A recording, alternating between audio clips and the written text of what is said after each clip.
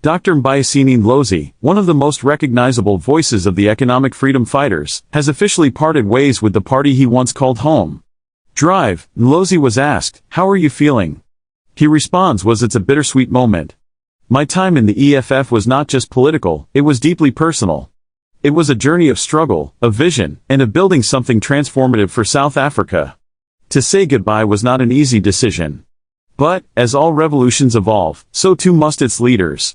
His departure is marked by deep emotions, political intrigue, and allegations that remain shrouded in mystery. Dr. Ndlozi's exit, the accusations that shadowed him, and the turbulent political undercurrents that led to his decision to leave.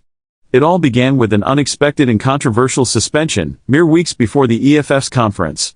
The suspension, according to Dr. Ndlozi, did not follow the standard disciplinary procedures outlined in the party's constitution. Instead, it was based on two damning allegations that would later serve as the foundation of his political ordeal. The first accusation suggested that Dr. Ndlozi was part of an infiltration strategy orchestrated by implying that he was secretly working with the party and planning to defect. The second claim revolved around his prior knowledge of then-Deputy President Floyd Shivambu's departure from the EFF, an alleged betrayal for which he was held accountable. These allegations were more than just political whispers, they were character-defining accusations that cast a long and dark shadow over his future within the EFF. Dr. Ndlozi, however, vehemently denied all claims, branding them as unfounded and deceptive. Following his suspension, Dr. Ndlozi was instructed to step away from Parliament and all party activities while an investigation was supposedly underway.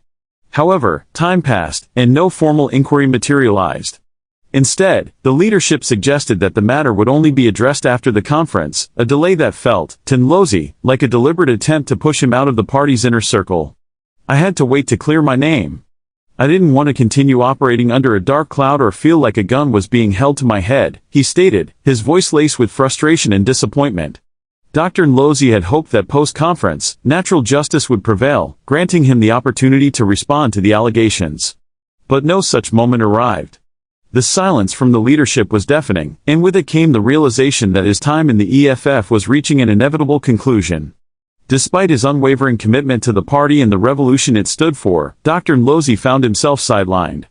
His once unshakable belief in the collective leadership of the EFF began to erode as he saw no genuine attempt to resolve the issue. He made efforts to seek clarity, but no one from the leadership came forward with any progress on the so-called investigation. Realizing that he was fighting a battle that had already been decided in the corridors of power, Dr. Ndlozi made peace with his fate. "The public deserves closure," he admitted. "I have let it go. I don't think there is any interest from the leadership to address it." Dr. Ndlozi has long been vocal about what he saw as a miscalculated strategy within the EFF, its deepening entanglement with the MKP and former President Jacob Zuma. He believes that this strategic alignment played a major role in the party's setbacks, including the electoral losses in Mpumalanga and the National Assembly. "In my view, this was a misguided tactic," he explained. "Once you claim to be one with the MKP, you create political limitations. You can't suddenly paint others as enemies when you've already aligned with them." His criticisms, however, did not sit well with the party's top brass. To him, the accusations and his eventual suspension were not coincidental but rather a symptom of deeper political fractures within the organization. While Dr. Ndlozi insists on keeping his disagreements political rather than personal, it is impossible to ignore the presence of EFF leader Julius Malema in the unfolding drama. Malema, as the figurehead of the party, played a crucial role in the decision-making processes that led to Ndlozi's suspension. However, is the emotional toll the fallout has had on him. Reflecting on the accusations of betrayal and the way his suspension was handled, Ndlozi did not mince his words. "To wake up one morning after years of loyalty and sacrifice, only to be labeled a double agent, it is a biblical absurdity." Before we continue, please subscribe to our channel, like, share and drop your comments below. However, rather than singling Malema out, Dr. Ndlozi views the issue as one stemming from collective leadership, a strategic direction taken by the party that, in his view, resulted in unnecessary entanglements and internal discord. "There are always political disagreements in any revolutionary movement," he acknowledged. "But these must be handled constructively, without resorting to suspicion and baseless accusations." His words cut deep, exposing the raw emotions of a man who has devoted himself to the cause of economic emancipation, only to find himself at odds with those he once called comrades. Many remember his close relationship with EFF leader Julius Malema, who often spoke highly of his leadership. However, since his suspension, Ndlozi has had no direct communication with Malema. Now that he has walked away from the EFF, speculation is rife about what lies ahead for Dr. Ndlozi. Will he join another political formation, perhaps even the MKP he was falsely accused of associating with? Or will he take a step back from frontline politics altogether? For now, he remains tight-lipped about his future but maintains that his commitment to the revolution remains steadfast. "I have always fought for the people. That hasn't changed," he said with conviction. As the dust settles on this political fallout, one thing remains clear: Dr. Ndlozi's departure from the EFF marks the end of an era, but perhaps the beginning of a new political journey. One of the most striking aspects of Ndlozi's resignation is his assertion that political parties do not have a monopoly on societal change. In his own words, he believes that revolutions stem from love, and no cause requires more love than the liberation of black people.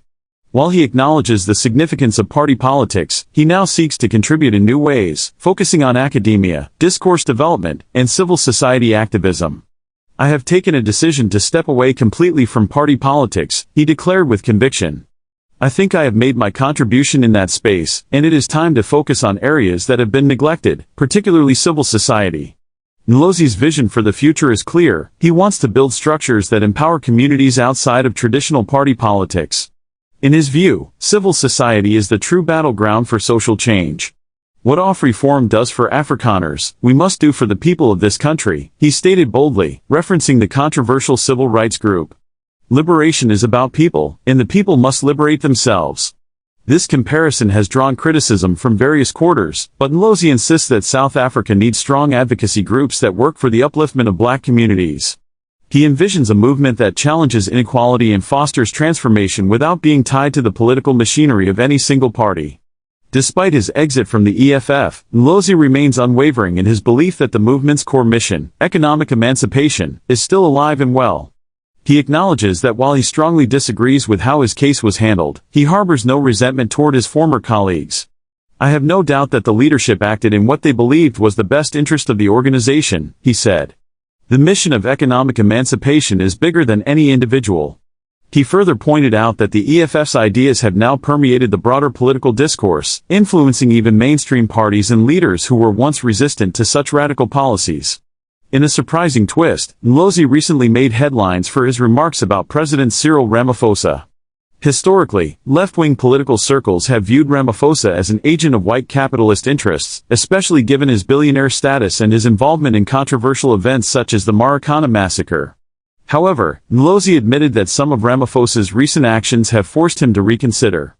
"I would have never bet anything on the idea that one day, it would be Ramaphosa who stands up to the most powerful men in the world and says, 'You keep your America, and I will keep my South Africa,'" he reflected. Ndlozi credits Ramaphosa for breaking a long-standing tradition of South African leaders, being overly cautious about white privilege and imperialist interests. He specifically praised the president's firm stance on Palestine, his government's legal action against Israel at the International Court of Justice, and economic policies that have disrupted the global capitalist establishment. Unsurprisingly, Ndlozi's remarks have drawn criticism, particularly from former EFF allies who accused him of being misled. In response, he dismissed these attacks as baseless, saying, "It's a degenerate culture of ad hominem attacks rather than engaging with the substance of the argument." His stance highlights an evolving perspective, one that refuses to view political figures in a one-dimensional way. Instead, he urges South Africans to assess leaders based on their actions rather than past affiliations. When asked about the government of national unity, Ndlozi did not shy away from critiquing its structure. While he acknowledges the necessity of coalition politics in South Africa's current climate, he remains skeptical about its effectiveness. The question is not just about forming alliances, it's about whether those alliances serve the people or the elite, he argued.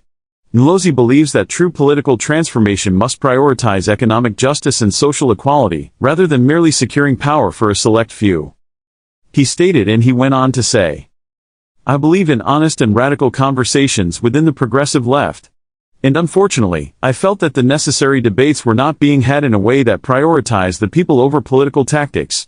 The absence of the EFF in the government of national unity essentially handed power to a weakened ANC and a liberal establishment that does not serve the true interests of the working class. My hope was always that progressive forces could unite to bring real change from within the government, not remain divided on the outside." Dr. Ndlozi highlighted on the political entanglements relationship between EFF and MKP and their inability to work together. Dr. Ndlozi lamented that there has to be an honest reflection from both sides. The EFF leadership deliberately avoided criticizing the MK party during elections, even when it was clear that their rise was costing us support. But beyond strategy, we must remember that the cause is bigger than party lines. The working class, the unemployed, the marginalized, they are not enemies. To dismiss them is to dismiss the very people we claim to fight for. Politics should be rooted in ideological clarity, not sudden shifts in alliances without explanation. Dr. Ndlozi did not end there. He continued, I believe history will guide us. There was a time when the ANC itself saw factions break away, yet they did not label each other enemies. The conditions on the ground will always dictate unity. We cannot afford to let divisions within the left be a permanent state of being. The struggle continues, and true revolutionaries will always find each other again. For the first time in a long while, I am allowing myself to explore. I will focus on academia, public discourse, and civil society. I want to build something rooted in community development, advocacy, and research. There is immense power in civil society. It is a neglected space, but one that can shape South Africa's future just as much as political office. The people must always remain the liberators of their own destiny. Not at all. I cherish my years with the movement. I wish them strength, resilience, and an unwavering commitment to economic freedom. This is not about personal grievances. It is about ensuring that the revolution does not stagnate but continues to evolve. Dr. Ndlozi's departure from party politics does not mark the end of his activism. If anything, it signals the beginning of a new chapter, one where he hopes to drive change beyond the confines of political structures. His journey has been one of passion, sacrifice, and unwavering commitment to justice. Now, as he embarks on this new path, the question remains, will South Africa embrace his vision of civil society-led transformation, or will the political landscape continue to dominate the struggle for economic freedom? Only time will tell.